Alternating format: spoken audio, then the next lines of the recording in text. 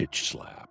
Hi, my name is Nicky Dibben. I am from Cambridge in the UK, and I am a computer scientist turned marketer slash intellectual property management slash technology commercializer, if that's even a real word. So I help B2B tech companies build a world around their technology. The technology is normally the non-negotiable in any company I work with. So we work out what that needs to look like in terms of being a product, in terms of getting to market, in terms of what problems we're fixing. So I'm kind of a CEO advisor with a really strong marketing bent, and that's what I do. There we go. I like that you use bent. What's our recording date here? Tuesday, October 10th. Early morning here, late midday there. Yes, it is 3:45 in the afternoon. Yep. So I just want to clarify to anybody if there are world events or changes in philosophy or the rapture. And if you want to argue with Nikki about something she might have changed her mind about between now, October 10th, and when you're listening, she's still up for the fight. And there we go. What does it they say? Strong opinions loosely held. There we go. There we go. When we print that T-shirt, I'll ship you the first one. That's a good yeah, plan. absolutely.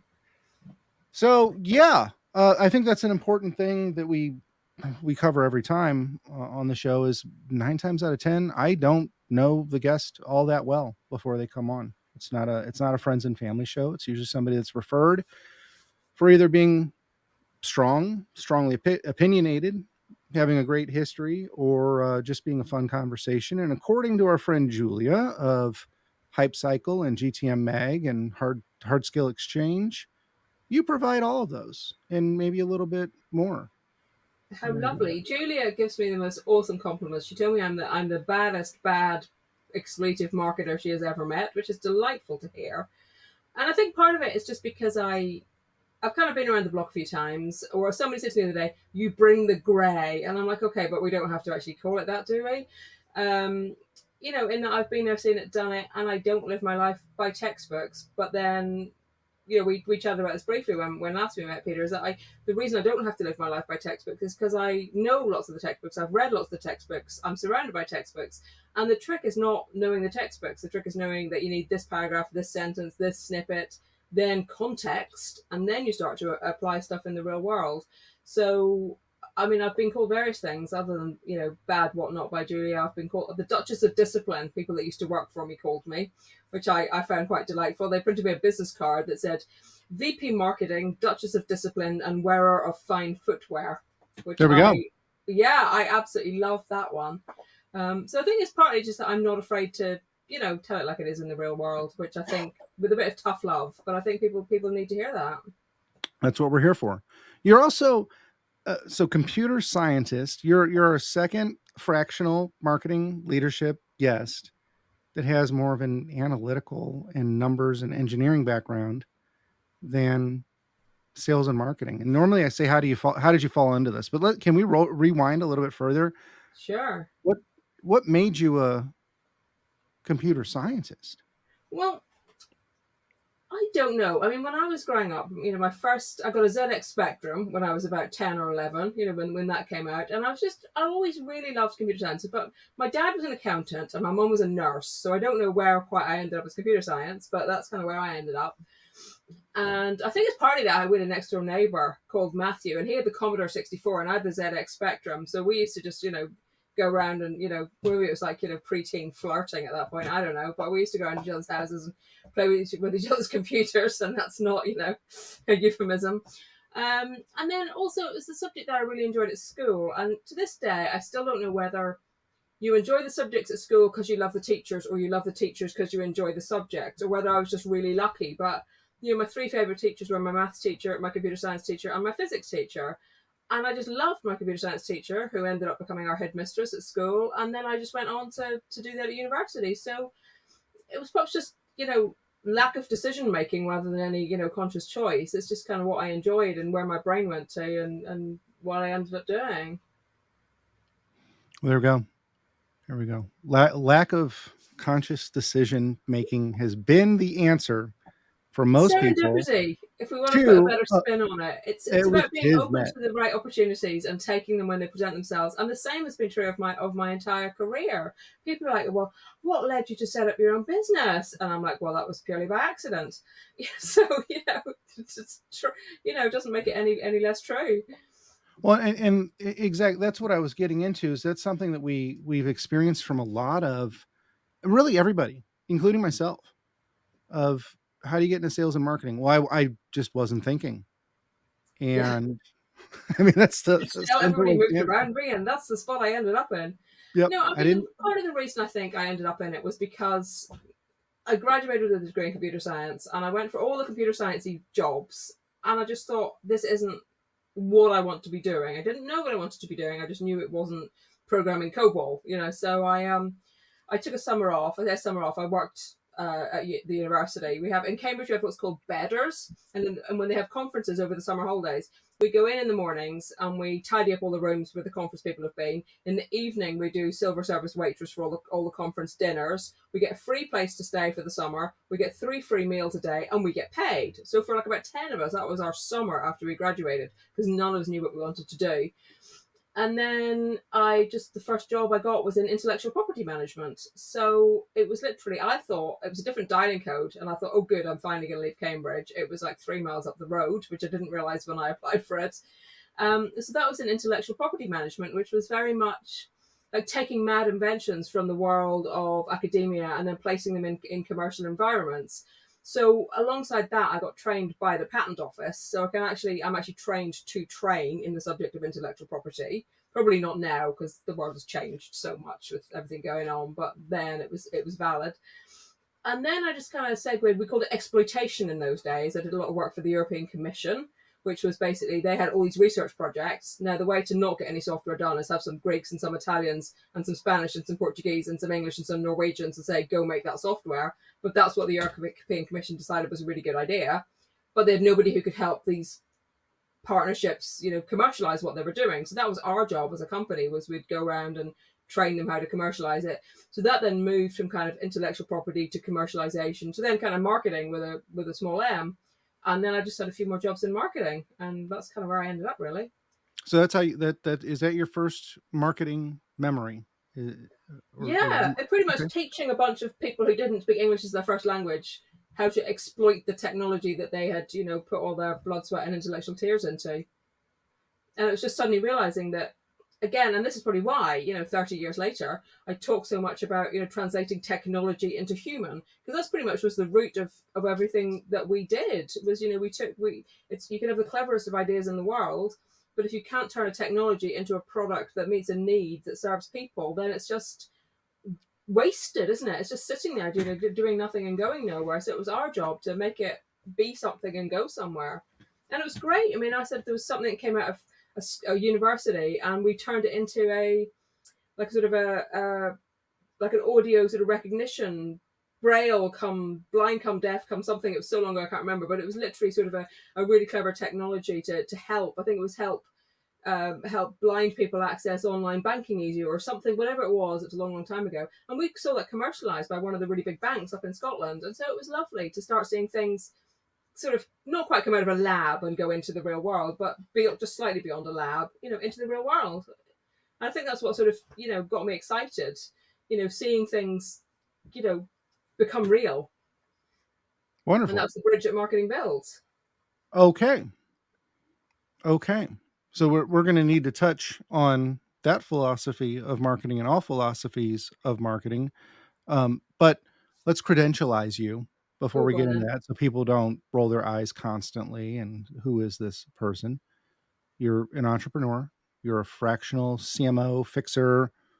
Yeah, and the reason I shy away from fractional CMO, so the background of me, so my first degree, computer science from Cambridge. If you want to credential me up, let's do this then.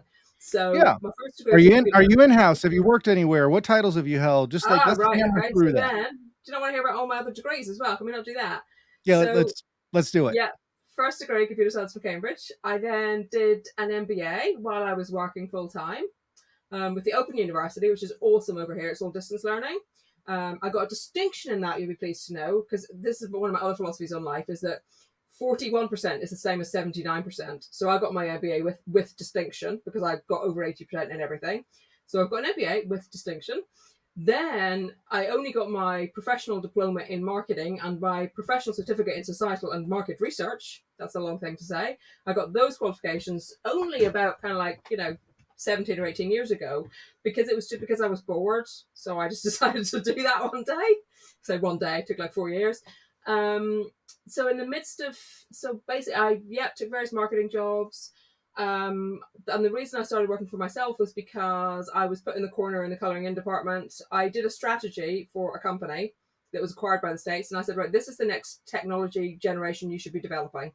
Don't do what you're doing now, do this. And the guys in the States were like, that's lovely, but, and kept talking to my boss. And he kept saying, this is Nicky's project. And I answered something. They then said, what do you think? To my boss, who was called Peter, funnily enough. He would answer, and he would say, no, Nicky's project. This went round and round and round. So that day I just quit. And then hilariously, what then happened was, well, two things. A, my first client was then Vodafone, because they heard I'd left and they called me and said, can you do some regulatory research for us? And then secondly, the entire core technology team of this company got up, moved sideways, set up a new company doing exactly what it was I told them to do in the previous company when the Americans wouldn't listen. I helped write the business plan that got them millions of funding, and 23 years later, they're still going, and the previous company isn't. So I've been working for myself since 1999, but in the midst of this, I was VP marketing for a global telecoms equipment company in New Zealand.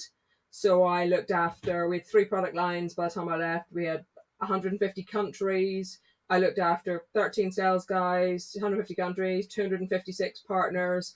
I think I did on average something like 60 shows a year. We did everything from, one guy rocking up at a show with business cards to the full enchilada. So I've been in the trenches as well, being one of 5 people, on the management team running a multi-million-dollar company.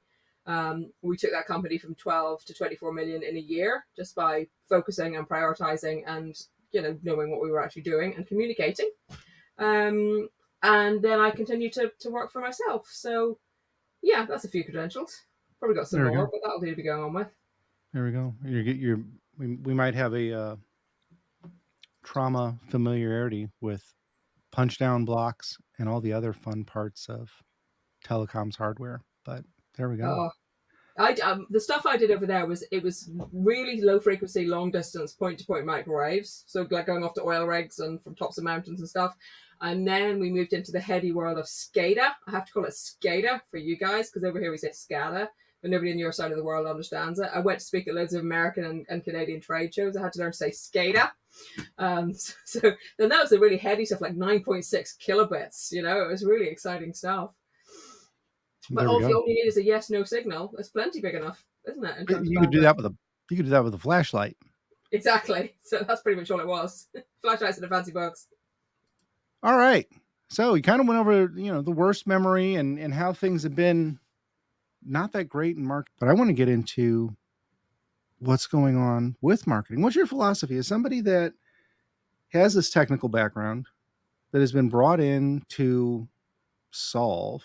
I think you and I wear the same uniform, a thinking cap and rolled up sleeves. So you've seen it. I like that. I haven't heard it said like that before, but I'm going to use that. Yeah. Yeah. Front to end. Let's talk about it. Like, what do you feel marketing is? What do you feel marketing should be? What are the obligations of marketing? Where's ethical marketing? Like, let's just riff, throw it all out there. So obligations. I mean, to me, I think we've overcomplicated the world. So to me, marketing is everything that comes between your company and your customers. And it's both as simple as that and as difficult as that. So, look back to the, you can see behind me, look back to the, the 1980s textbooks. There were 4 Ps for a reason. Marketing was all about what are we doing? So again, 4 Ps, the Rudyard Kipling one, what, where, why, when, how, who. I had a whole conversation with somebody, and she was, supposedly a marketer, and she just started talking in acronym after acronym after acronym. And I said, look, so good enough to stop you, love. I didn't actually say that, but I felt like saying that. So that I've been working in this field forever, and I don't understand anything that you were saying to me right now, because she couldn't explain herself either. She'd just read a few textbooks, and so I don't feel that it's any more complicated than what are we doing, why, for whom, Why do we stand out in terms of what we're doing? Who are we best placed to serve? How can we make life as easy as possible for our customers? How can we maybe, put our customers at the center of what it is we're trying to do? And how can we best serve those customers? So that's one of my philosophies. And the other one, which makes me terribly unpopular, but I will stand by it till the day I die, which is that 98% of what we do as marketers, with a capital M, proper marketers, is invisible unless we screw it up. We are the glue that holds an organization together. We are not the glory department. And someone said to me, well, I know who the CEO is and I know who the CTO is, but I don't know who the marketer is. Therefore, marketing's not important. And I'm like, no, therefore, marketing is doing a very, very, very, very, very good job. You don't have to know who the marketer in a company is. If you know who the company is, who the CEO is, why you should choose them, who the company spokespeople are, what the company stands for, you do not need to know who the marketer is. And I would even go further and say you should not know who the marketer is. That's not our job. Okay. Now, I don't disagree with that at all. I on all points, I agree on all points. And we can get back to some of the obligation philosophy, but a good marketer accomplishes marketing, promotion. And you're speaking of cobbler's kids have no shoes. It's a scenario of do unto others and don't worry about yourself. Is that really the business obligation of a marketer? And should marketers also at least document their wins and celebrate their wins? And if so, where's the appropriate place? The appropriate place is under the radar. So as a marketer, and as somebody said to me the other day, there's a big difference between trying to cover yourself in glory and championing your own excellence. So I will happily, as an example, right, I will walk into a client room. Now, while I'm in that room as a marketer, I own that room. So the CEO will do what he's told, the salespeople will do what they're told, I will bang heads together, I will make plans. But once everyone leaves that room, my words come out of the CEO's mouth. The salespeople know what they're doing and know that they've got the right messaging and know that they're equipped to do their jobs. And then, and I hear my words come out of their mouths and I hear them do what they're told. I'm not saying they're my puppets, but I'm saying while we're in the room, it's my job to, make sure everybody knows what they're doing, get stuff done. But they don't go out into the world and go, Nicky said. But the people that matter know what I'm doing and know what role I've played in helping, glue this company all together. So yeah, champion in terms of, you want more clients, you want more jobs, you want to move from one company to the other. Yeah, make sure your CV sparkles, make sure you can talk competently and coherently about what you do. Celebrate what you do, but the company should be glorious and the CEO should be glorious and the product manager should be glorious. The VP of marketing shouldn't be glorious in and of themselves. I don't feel, because it's not about that. So I'm loving this. Because one of my biggest pet peeves is the acronym chase. So being able to call out people that are just regurgitating acronyms, and it's confusing because each field uses the same 3 letters for various different things.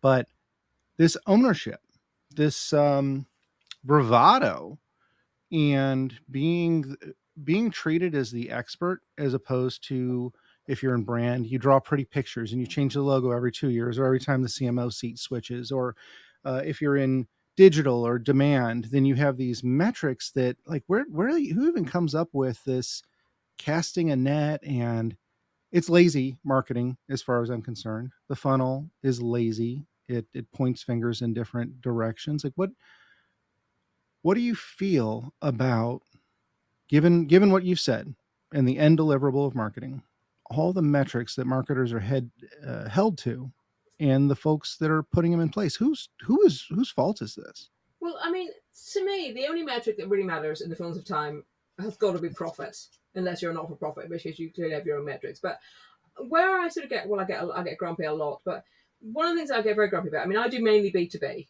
So it's, it's long sales cycles, it's complex sales, there's a lot of people involved. And again, I will, stand by this one. You cannot attribute a single sale to a single act of marketing in B2B sales. You just can't. So, I'll tell the story about Joe, who gave us a, $2 million purchase order. Now, we'd known Joe for years. So was it the email I sent? Was it the other email I sent? Was it the fact that we asked him to come and speak at a conference we were doing? Was it the fact that we realized that, my dad played bridge with one of his friends? Was it the fact that, we asked his opinion on something? Was it the fact that he got 12 more emails? It's everything. It's all of those things and none of those things. So what you can do is you can get a sense of the time between somebody, entering your content management system and buying from you. But you can't go, it was that thing that led to that sale. And yes, as a good marketer, you get a feel for what works and what doesn't work. But a lot of it, I think Mark Strauss was saying 70% is the figure that you 70% of what you do works, 30% of, what you do doesn't work. And then my logic was, well, how much money do you spend on fixing versus writing off that 30%? Because if you spent more than 30% to fix 30%, you might as well just let the 30% go and just go, okay, I know that pretty much 70% of what I'm doing is right. I just don't know exactly which 70%, but as long as I keep moving in the right direction, then, I'm pretty much in good shape. Are we taking the company where we want it to? So like our metrics were to double the turnover of our organization in a year. We went from 12 million to 24 million. And our metrics were nothing more than, are we doing what we said we were doing to, when we get up in the morning? Have we got a list of top priority actions, then a list of second priority actions, then a list of things that we're researching in the background? And we had this rolling plan where when we completed something on level 1, the stuff from level 2 got moved up. The stuff from level 3 got either thrown out or moved up to level 2. We added more stuff to level 3. We had a rolling program. And our metrics were, do what we said we would do. And then in the end, the metrics came out in terms of dollars. We took the company from 12 to 24 million in a year. But I couldn't tell you where every single one of those dollars came from. I could just tell you that we knew we were doing the right things and we kept going in the right direction and the numbers came out the other end. Okay, so you actually came up with a defense for the marketing cop-out that I absolutely hate of, well, we're not in control of it after the prospect or the lead comes Oh, didn't to say the we weren't in door. control. We're ultimately in control because we can choose what we do and what we don't do. We can choose what we invite customers to and what we don't. We can control what buckets we put customers in. What we cannot say is that Joe gave me a $2 million purchase order because I sent him an email on the 23rd of August 3 years ago. That's the bit that we can't say. But I can tell you all the reasons why Joe bought from us, but I can't tell you the one tiny instance that tipped him over the edge. Maybe we just got him on a good day when he'd actually, won his game of golf.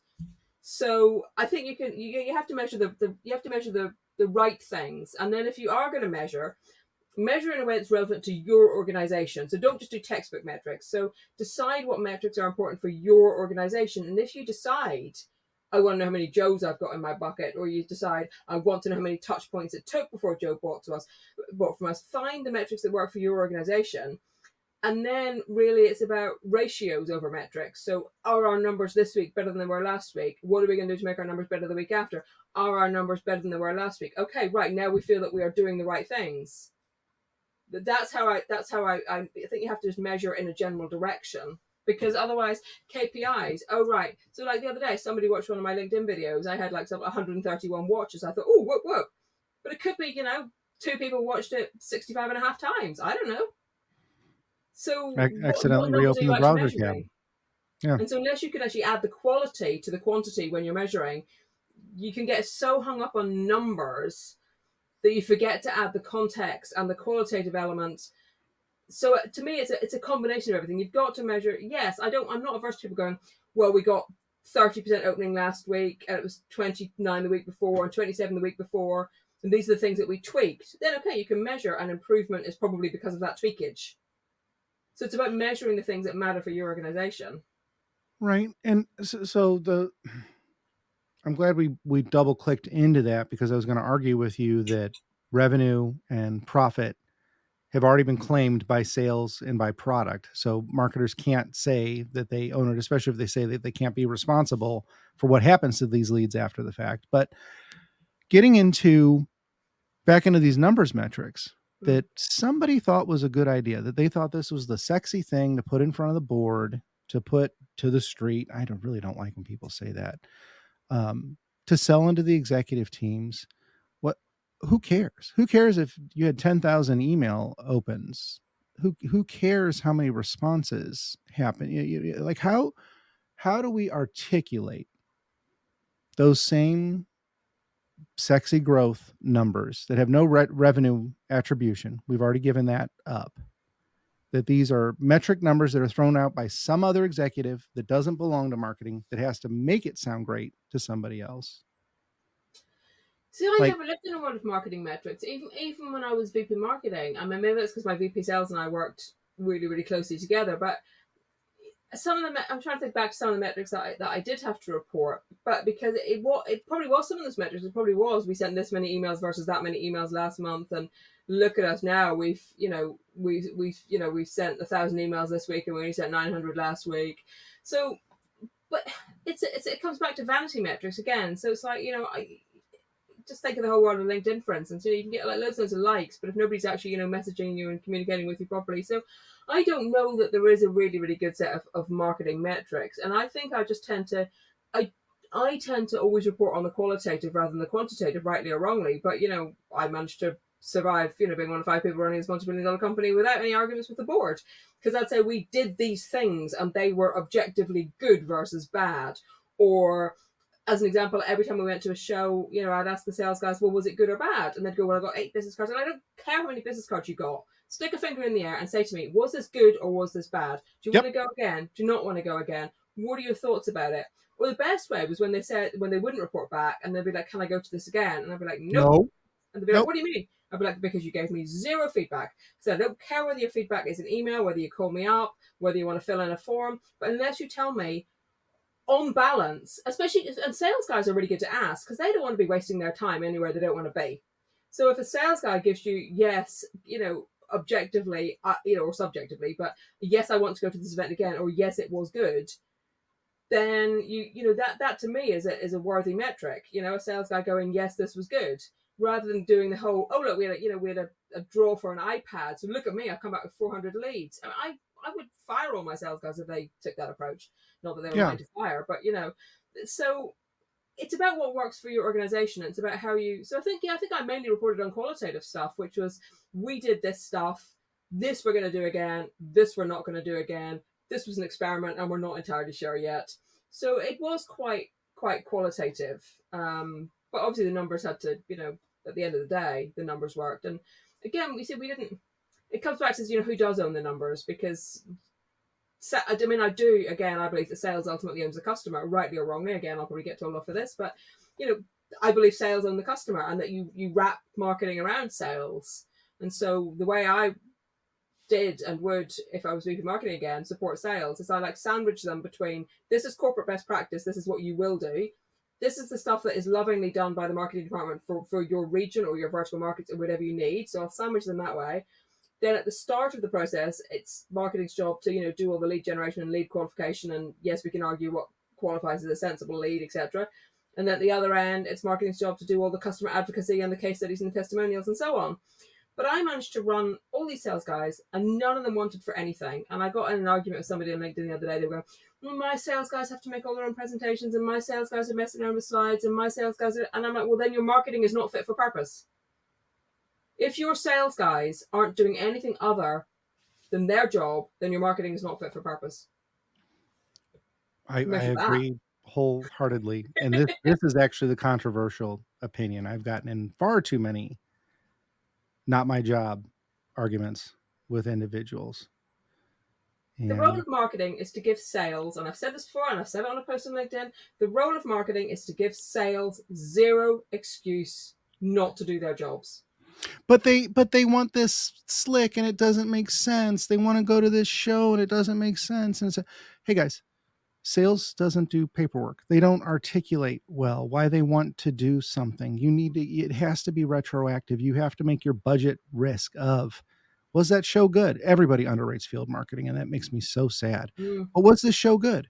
Yeah, it was good. And then you follow up, was it $8,000 good? And you get your second level of anecdotal. Yeah, and then when you ask the sales guys, they'll be like, ooh.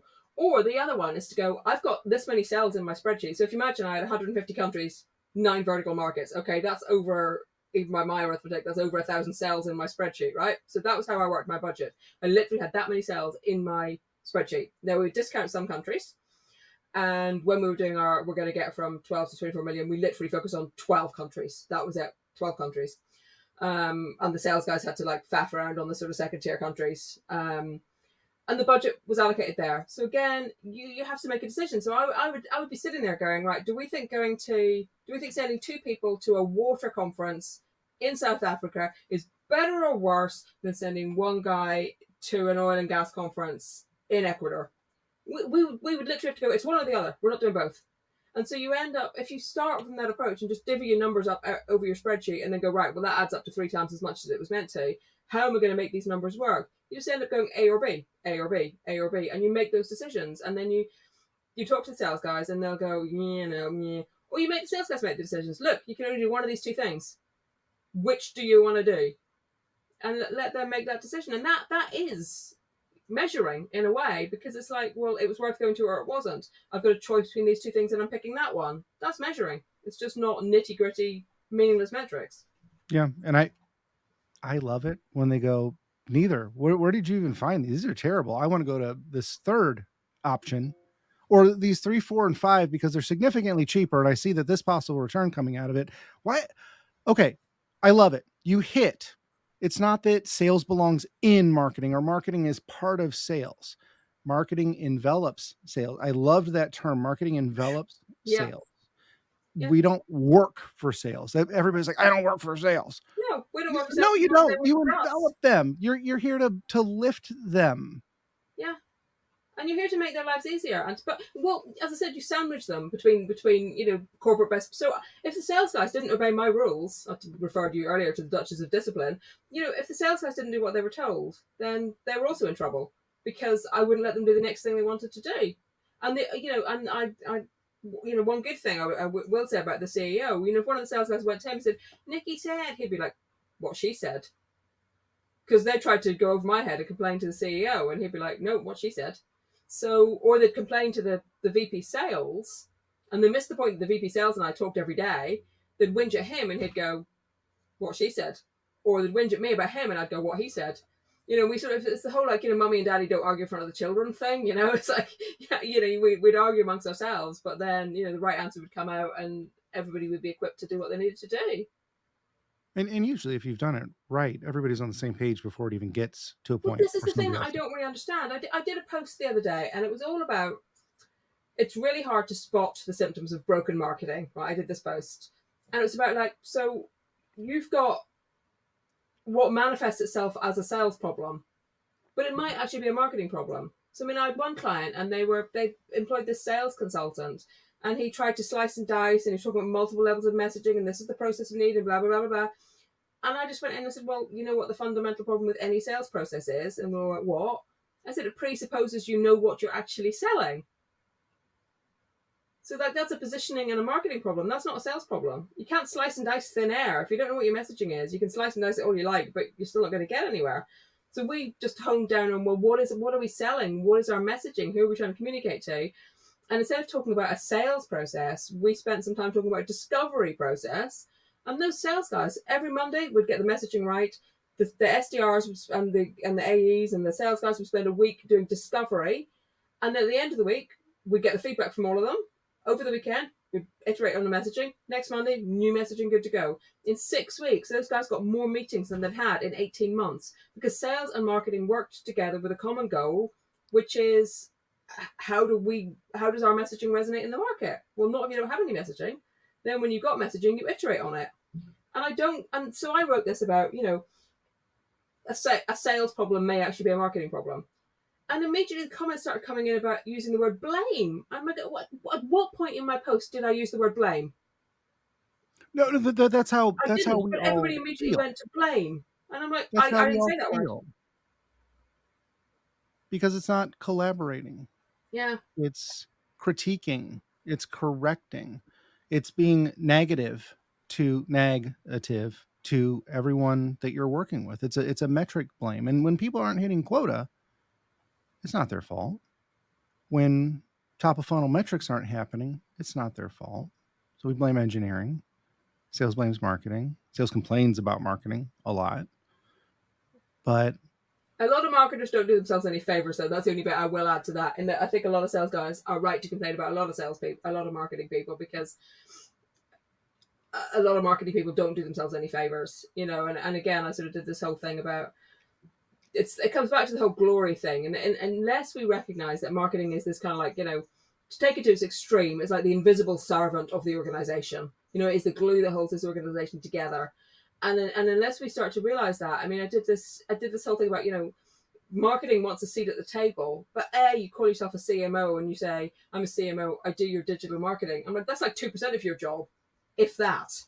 You can't call yourself a CMO and only do the communication side of it. There are 4Ps in marketing for a reason. Let's bring 3 of them back.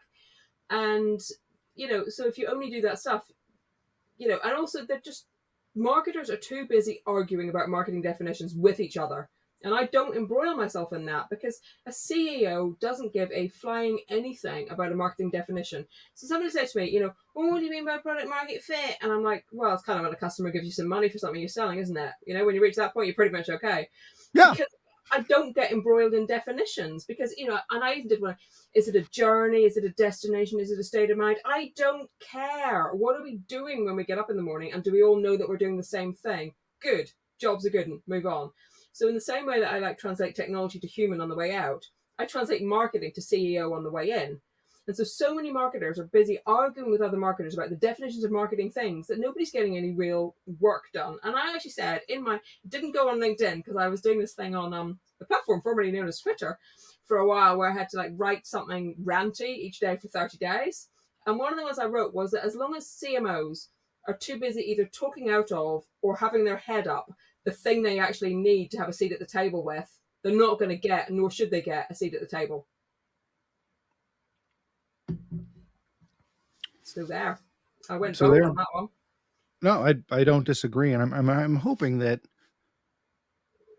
people listening at least had a gut feeling that, oh, maybe she's right. Maybe we need to chill. Maybe it's not about blame. I think marketing belongs in the boardroom, but I think proper marketing. I mean, again, probably my most popular post I've done was entitled "The Best CEOs Know That Their CMO Deserves a Seat at the big boys' table." I don't think I called it that, but the big person's table, I should probably call it, because that's also where stuff goes wrong. Is that marketing's left outside the boardroom, and then marketers complain they want in, and I'm like, you're not acting in a way that you deserve to get in. So the reason I took this job as VP marketing was that I was one of 5 people running this company. If it had been do some marketing, then I would have been significantly less interested. And also, along with this whole thing about marketing being glue, not glory, we bring common sense, and we bring reasoning, and we bring rationale, and we bring. So I'd be sitting there in the boardroom. There'd be the CEO and the CTO and the COO and the VP sales and me. So of course the VP sales would promise the world on a stick to customers. The COO would be like, nope. And it was my job in the middle to go, okay, right, well, let's temper down about what you said. Let's be a bit more reasonable about what you can achieve. What is in the middle? What looks like an achievable, aggressive but achievable product roadmap that you can deliver and you can promise, and you're both right. You need this sort of natural tension between all the roles. And that's what, certainly when I was doing my VP marketing thing, a lot of it was not just doing marketing. It was being a peacekeeper and a diplomat and the voice of reason in any given room. But that's why we make up excuses. That's where Journey came from. It was one of my favorite parts about entering business to government and B2B SaaS, was sitting with these salespeople and them literally explaining it as a journey. And I'd walk out of the meeting, I'm like, wow, you were totally full of shit. And he goes, yeah, I had to do 2 things. We had to sell the product at 100% of the price that everybody else put out there, marketing, leadership, PR, whatever it may be, for the 80% product that's actually coming out of engineering, that's actually ready, that maybe has gone through QA. And I have to buy time with their money, with the 20% difference, to convince them that this is something where we grow together and you're influential in the roadmap of the product and all these other things. And this goes back into people that aren't involved setting metrics and goals and explaining things. And it goes back have your parent tell somebody else what you do. And you get the same type of thing from a lot of leadership about an organization. So what is there a fix for that other than, and speaking of which, you talk about the big boys table. And I've been on this rant right now about moving into a more technocratic environment when it comes to leadership teams. And the big push has been getting developers away from the kids table and letting them eat with the adults, because there is no representation of developers in C-suite. And so there's also, you're saying that legitimate C-suite, that the CMO is kind of like the little brother that gets to tag along, but when they're moving into something real, it's closed door and there's other C members excluded. Like, Yeah. am But I it reading into should this be. I mean, properly? And what's the fix? yeah, I mean, there's a couple of reasons for that. I mean, so what I will say is that that company sort of started from scratch again, and I went on this 12 week intensive to save that company. And I'm sorry, I call it Project Velocity, and I single-handedly, with the whole year's budget in 12 weeks, saved that company by just full-on offensive marketing. Everybody in the entire company reported to me for 12 weeks, pretty much. It was hilarious. So new marketing is immensely powerful if it's used right. But I think one of the reasons that developers don't get this seat is that product has now been carved off. So product is one of the 4Ps, right? And so I've got a post underway that I haven't quite published yet, but it's like, where has all the marketing gone, right? So it used to be product. Well, that's now gone to product people. Place. Well, that's distribution, and that's kind of part sales, part commercial, part we don't know what that is. So oops, we forgot about it. Crap. Product, place, price as well. We'll make that as we go along, won't we? And then you're left with promotion, which is what most people think marketing is. So first of all, you've only got 25% of marketing left. Where have the other 3 gone? And then the problem with this product being carved off into something separate, and I don't have a problem with that in and of itself, because to my mind, just get the right people doing the right jobs. But where it falls down is that there's still this vacuum between people who are product people, even product marketing people, and pure marketers. And I had one company, they had this product manager and they had a marketer.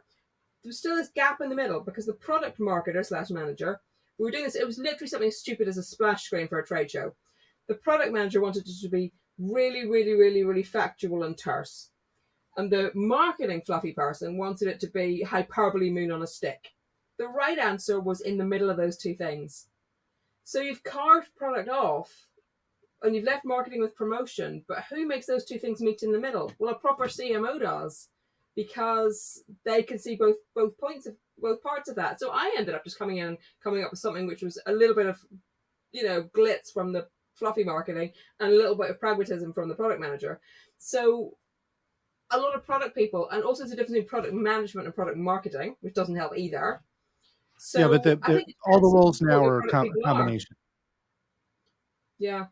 So I've had some good product managers and some bad product managers, and then now we've got this whole chief product officer, which is a whole new thing that's come out of I don't know where, and I think it might be partly to try and fill this gap, which is that we carved off product, and then we had left promotion there, but we forgot to realize there's a bit that kind of overlaps both, and now nobody owns that bit, so it's kind of floating around in the ether doing nothing. So I do believe there should be product champions, but then again, you have these product champions in a company. Who looks after the fact that at some point you're going to have competing products? Who's going to make sure they don't cannibalize each other, and they don't compete with each other, and they don't overlap with each other? You can't have too many. If you've got lots of product managers, who oversees all the product managers to make sure that the corporate? So who looks after this corporate thing? That's kind of where I feel a CMO should really be. So you'll say, oh well, I've got a PR person, and I've got a branding person, and I've got a digital marketing person, and I've got a product person. I'm like, yeah, but when all of those people talk strategy, they mean brand strategy or PR strategy or comm strategy. Who strategizes all the strategies? That is a proper CMO, because they will be able to fill this gap. So a CEO shouldn't have to manage all these sub strategies. That's what a proper CMO will do. Manage a PR person, manage a branding person, spin all these plates and juggle all these budgets between all these different things that all call themselves strategies, but they're not. They're just verticals. They're tactics, actually. All of those. They're not even verticals, they're tactics. Do you think we're over specializing at that point? You had mentioned everybody reporting into you in this one role. Do you think rotationals or fellowships or anything like that inside of an organization carries value? Do you think that a general practitioner should be instilled in all marketers so they understand what's going on? I don't know. I mean, it's fascinating because I am more and more being called a chief of staff these days, which makes me laugh because if it means everyone reporting to me, it's both interesting and horrible in equal measures. But I do feel like we forget that sometimes we just forget that we're all meant to be on the same team, rowing the same boat, going in the same direction. So whether it is actually immersing people in other people's disciplines, or whether it's just having the grace to realize that we need to communicate with and understand and have some empathy with other people, I'm not sure. But I do feel that if we spent a lot less time throwing hot grenades of blame over walls to other departments and actually going, oh, hang on, we're all actually on the same team here. Let's learn to understand each other a bit better. Let's learn to get on a bit better. Let's learn where the overlaps are, where we can really get some power going. And let's learn where the gaps are, where we can actually figure out who's going to fill them. And are you going to move, or am I going to move, or does there need to be somebody in the middle? So more broadly, I think it's just about not siloing, and whatever way we get around that. But I think just first and foremost, realizing that we are all supposed to be rowing this boat in the same direction, and if we stopped arguing with each other internally, we'd get a lot more done externally.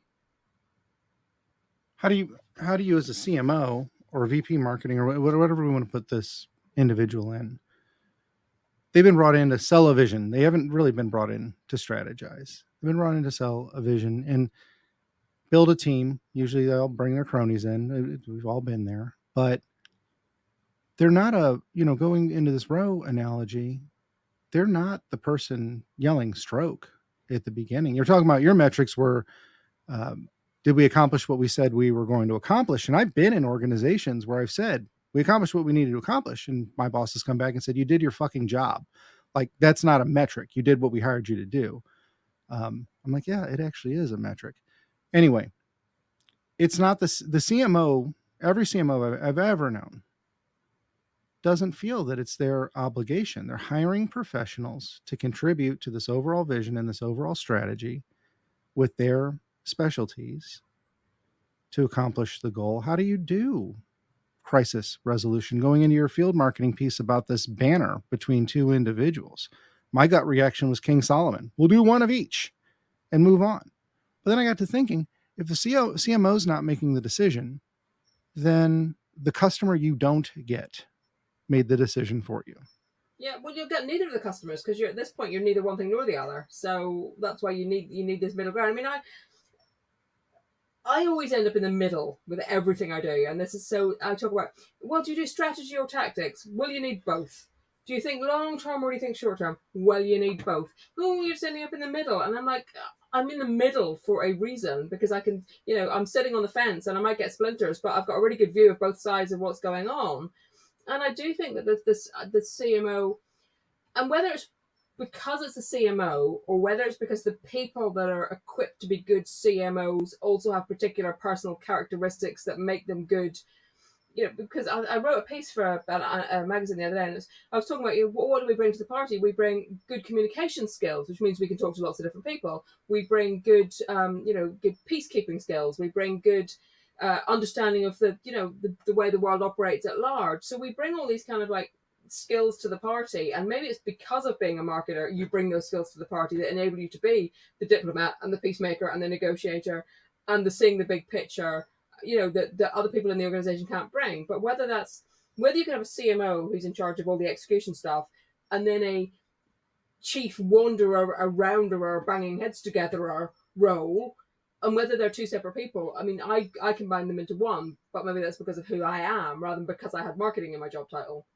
So you could maybe hive them off into two different jobs. But I do feel there is a role in every organization for somebody to just kind of go, you said that and you said that, and they don't both make sense in the same sentence. What is the answer? And you don't leave the room until you've got the answer. So we had many a good fun meeting in the boardroom. And what I said, 5 of us in the boardroom. But what you do is you argue and you scream and you shout, but the blood stays on the walls. And when you leave the boardroom, you're all agreed on what it is you're doing, and then you communicate that to the rest of the company. And so the process in the boardroom is long and painful and protracted and horrible, and you do end up sometimes having to compromise. But once you've all agreed in that room that I've made that compromise, you've made that compromise, etc., you have one thing that you go out to the rest of the company with, and therefore the rest of the world with. So we were able to extract right now, the reason that you're having it fall on the CMO is that marketing is the only team that in a functional position, we're not talking finance or HR or anything like that, a functional position of people's day-to-day jobs and their successes, they're the only one that collaborates with every team in an organization. So therefore, is that, I wouldn't even say peacemaker, diplomat, that ambassador, that's why it falls on them. And if your marketer can't do that, if they don't, and I love that you put top of the fence, full view, splinters in your ass. If your CMO can't handle splinters in their ass, then you do need someone else to do that. Yeah, and also, Okay. it's you end up in the middle, but you get a pretty good view from the top of the bell curve. Is my other way of looking at it. And somebody called me out like an organizational API, which I just thought was actually delightful. I loved it. I thought, yeah, I'll take that any day, because to me that is, and as I said, whether that's because I'm a marketer or whether it's just because I'm me and happen to be a marketer, but I do think that marketing is. I feel that marketing is because, as I said, if we go right back to where we started, if marketing is everything that comes between a company and its customers, then marketing, to me, is uniquely placed to stick its nose into everything that goes on in a company. Product, right, I can stick my nose in there. Technology people, right, I can stick my nose in there. Sales, I can stick my nose in there. Finance, well, we don't really touch those people. CEO, I've got a right to say, you're going up representing the company, so I've got a right to stick my nose in what you're doing. So that's why I feel that if marketing, which I believe it is everything comes to a company and its customers, then marketing has a perfect right and an obligation even to be involved in every other part of a company. Okay, so you said you don't like the term fractional. What's the more appropriate term? No, it's for not what so much you that I do? don't like the term fractional. It's that I feel it's more that I don't like sort of the fact that a lot of people call themselves fractional CMOs when maybe there's something different. But I mean, fractional is just another word for consultant or part time or whatever, isn't it? But so to me, it's just a new name for the stuff we were always doing. I mean, the only difference to me is that I don't charge by the day or by the hour. I just people just have me in their lives, because if you get back to this whole, oh, I'm paying you by the hour, you're not, you're paying for my 30 years of experience, and I just happen to be here. I just to avoid the arguments. So I have no problem with fractional, because it fills this delightful gap again. And that if you're growing a tech company, you'll start with all the tech people, then some product people, then a salesperson, then some more technical people, then somebody to do everything else, from the finance to the HR to the whatever else needs The red doing. line team, yeah. Then you'll suddenly think, crap, marketing, right? So I can argue that you should have done that earlier, but B, here we are. But what you'll normally do is get either a generalist marketer who has no influence or power and doesn't really know what they're doing, or a content person, because people think content, that's what we'll do content. Now, if you tried being where a content person and a CEO person try and talk to each other, the content person will go, I've just written this delightful 2,000 word article. The CEO will go, yep, not looking at that. What do you need in the middle? You need somebody who can put a process in place so that the content person can do their job and the CEO can sign off on their job. And that is a perfect fractional role, because you need some senior heft, but you might only need a half a day a week, because they go in and they bang heads together. They put processes in place so the content person can do their job. A little bit of thinking goes a long way, right? So I can go into a company and in an hour, the content person knows what they're doing for a fortnight, and they know how to get what they need from the CEO. That's 2 weeks for people that didn't go to Cambridge. It's probably more of an English thing than a Cambridge thing, but okay. Did you know a fortnight actually used to be 15 days? Apparently, but now it's just 2 weeks. Figure that one out. Some Shakespearean nonsense, I'm sure. But yeah, a little bit of thinking goes a long way, and so there is an absolute role for fractionals, but it just, as you say, maybe it is the thinking hat on, sleeves rolled up, because it has to be thinky doey. You can't just come in as a fractional and just want to think, because then nothing gets done. But if you just come in and do stuff, then no thought gets put into it. So again, it's always about gaps and disconnects and bottlenecks. And to me, fractional just means you get all of the heft that I've got to bring, but just for half a day a week or a day a week or 2 days a week, and you ramp it up and down according to what the company needs. So I'm not averse to the word fractional as such. It's more just, what should a CMO do is perhaps more focus on the job, not the timesheet, even a spend down retainer. Yeah. Okay. So now that we've got that clarified, I want to hit one question bucket. We'll do lightning round, and I'll release you back to billables. Since we've defined this type of work, I really want to know, when is the most appropriate moment in, let's say, a startup, a scale up, and an established company, to bring in, and I'm just going to use the term so we'll just be familiar with it, this fractional member, this consultant, for Collaboration is what we'll call it, instead of a traditional CMO or a CSO, somebody that's doing the enveloping. When's the absolute wrong time? And when is it too little too late?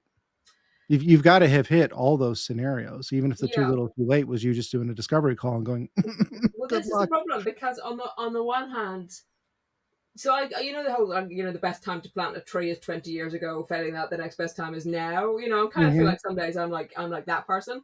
So so in theory, the right answer is from day zero. But A, people don't think like that. B, they can't afford it. But it is kind of the right time. So I come across people and they go, well, oh, right, marketing, right. Well, we'll get our sales sorted first. And I'm going, marketing helps with that. We'll get our product sorted first. Marketing helps with that. We'll get our investment sorted out first. Marketing helps with that. So you have to jump through those hoops. So, it's like a sort of, as the company ramps up, the fractional marketing should sort of ramp up and then down and then up again. So at day zero, right? At day zero, when you're planning your business, you should really have a healthy dose, an injection of some senior marketing, because I can, so on the one hand, I can help you make the best plans possible for your business. Then on the other hand, at the other extreme, if you're about to fall off a cliff, I don't want to constantly go in and, pull people back from the precipice. So the ideal time is day zero in small doses. Then as you come to big milestones in bigger doses, and then as you get to having your own infrastructure, you should have your own in-house people, really. So like, I should be able to half-life myself out of an organization. If I take a company from 20 people to 50 people, maybe I start doing a day a week, 2 days a week, and then I should ramp down, and a senior marketing person should ramp up, because you should have a full-time marketing person. So there is no right or wrong answer, and this is kind of where it's annoying, but it depends what you're trying to achieve. If you want to have a massive, go at raising some funding, people forget to include a marketer in that. And I'm like, so I'll go in and say, look, your problem is not your pitch deck. Your problem is that you don't know what your company does. So there's so many people who do the kind of like do the stuff, but forget to do the stuff before the stuff. So people go, I'll write you a pitch deck. And I'm going, if you don't know what your company does, a pitch deck is useless. Well, I'll do all your communications. If you don't know what you're communicating, all your communications is useless. So to me, the purpose of a proper fractional senior CMO, it's to come in doses as needed to get you in the right place to do the next thing. Because everybody can do execution, but not many people can do the preparing the fuel you then go and execute on. I don't really necessarily think that answered your question, but it's kind of where No, I was going with it. you did, and then it gets into like, when does marketing become part of the team? Is it a premature scenario? It should And never then, not be part of the team, is my answer, because part of it comes down to the mindset of the founder. And so I do a lot of work with like sort of serial CEOs, because what people say to me when they're on their second company or their third company is, firstly, they say, oh my God, I didn't realize how hard your job was. And B, that's the one thing I wish I'd done better on my first startup, was get marketing involved from day zero. and these are So usually the CEOs that had a marketing generalist report directly to them, or a content person report directly to them, and they're worried about process and quantity. How many blog posts did you get out this week? What are we doing with the colors here? yeah, As opposed because they to don't know like, how to ask the questions, and the marketer doesn't know how to push back. So, which is what I was saying about how when you got a PR person and a content person and a digital marketing person and this person, the CEO does not and should not necessarily know how to brief all those people, and that then gets back to the whole, those people talk in their own languages. So mhm. who translates? So I'll talk to a branding person, and I will understand what the branding person says, and I will understand what the CEO needs to hear. But the CEO and the branding person, they shouldn't talk to each other, because they don't understand each other. They're speaking different languages. So the CMO should be there to be this interface, between the CEO and the rest of the world, quite frankly. Because otherwise a branding person is going to, so you get a storytelling person, don't even get me started on storytelling. A storytelling person is going to go say to the CEO, all you need is storytelling. The branding person is going to go, all you need is good branding. The PR person is going to go, all you need is some really good PR. Who is the person that says to the CEO, no, you need a bit of this and a bit of this and a bit of that. And right now, this is more important than that. And in 6 months' time, that will be more important than this. Who balances all those things? You've only got 100% of your life and your budget to go around. And all those individual disciplines are going to want 100% of that. Who is the one that goes, no, you need 10% of this and 20% of that and 30% of that and 10% of this, and that's what your balanced meal, as a CEO, your balanced marketing meal should look like. Somebody's got to do that role, and that to me is what a proper CMO should be doing.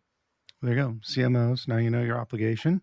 Marketing specialists, now you know how to tell your top cover how to better communicate and not be a pushover. And marketing generalists who have been pushovers and maybe are pushovers, like myself, I put myself in that situation twice, reporting to a CEO with no authority. I've just learned to respond with why. Not yes, not no, not working on it, just why. Yeah. Why do we need to Or have which 6 needs blog posts that, go or out? so that we can, and just let them fill in the blanks. And I mean, I am a generalist, and I resisted this for quite some time, because the problem with the word generalist is it usually implies somebody sort of skating along the surface that knows a little bit about a lot of things. I know a lot about a lot, and I probably shouldn't brag, but I'll talk to a market research person. I know more than they do about their job. I'll talk to a PR person. I know more than they do about their job. Not every branding person and not every marketing person. That's not what I'm saying, but 80% of people who claim to be a branding person or a PR person or a digital marketing person or this person, because I've been around the block of, bring the grey, I will know their jobs nearly as well as they do. And but there still needs to be that interface, and that so yeah, I'm an uber generalist. I think I changed my LinkedIn to say I'm a super duper generalist, which is what I actually now wrote in my description of myself. Because I resisted it, because I thought I don't want to be a generalist. It's got a really bad rap, and I thought no. And we discussed this, didn't we? We were saying on Julia's call was about, because I was saying that the reason I can now get behind generalist is that it talks about having a broad understanding of how the world at large works. I thought, yeah, I can get behind that as a definition. And then you were saying, yeah, the generalist is the person that fills all the gaps. And I like that definition as well. And that's not a Well, bad definition. you call them an organizational API. Yeah. And that to me is the perfect example of what a really, really good generalist will do. And also, have no ego. And I don't mean that. I mean, clearly I've got an ego, but I said, but there's different types of ego. One ego is I can make things happen, and I can talk to anybody and everybody, and I can get the greater good going. But that's different than going, look at me, the big I am. So it's just about getting that balance, and that you have to have the right type of ego. Because I tell you what, when things leave the building, I can go, I did that, I made that happen. I put those words in his mouth. But nobody else has to know that, and I don't care, because I know. Yep. And the person that writes my checks knows. As long as those two people know, then the rest of it doesn't matter. Yeah. That's why the pictures on the wall behind me are for me. And if somebody wants to ask, they're more than welcome to. But yeah, people are lazy. How about that? We'll get into the laziness, because it's, a jack of all trades is a master of none. And then they get lazy and they forget the last half. Yeah, which is sometimes better than a whatever. But oftentimes better than a master of one. Yeah. And that's the thing. I mean, it's like, I resisted being a generalist, and then I thought, no, because that's what I am. Because if you can throw any problem at me, and I will either fix your problem, or I'll know someone who'll fix your problem, or I'll be able to go away and come back having fixed your problem, or I'll tell you why you're trying to solve the wrong problem. And if that's not a good definition of a generalist, then I don't know what is. Is that a good note to go out on? We can go out. We can stay. I'm here all day, as they say. Well, you want to do the lightning round? Oh, I don't know what that is, but yeah, sure. So I'm just going to throw questions at you. The hope is that you do 1 word, 2 word answers. That's the hope. It never happens. But we'll start with optimism, and then we'll let reality creep in, and then we'll cry when we're done. Sure. Exactly. But yeah, I'm just going to throw some questions at you, and then if there's anything that you want to boomerang back on, we can do that. But this is the lightning round. Sure. Is it pronounced GIF or GIF? Cleaning product or funky little picture? Funky little picture. GIF. Does sales hate marketing? No. It's the most important metric for a salesperson. Optimism. Is it pronounced SCADA or SCADA?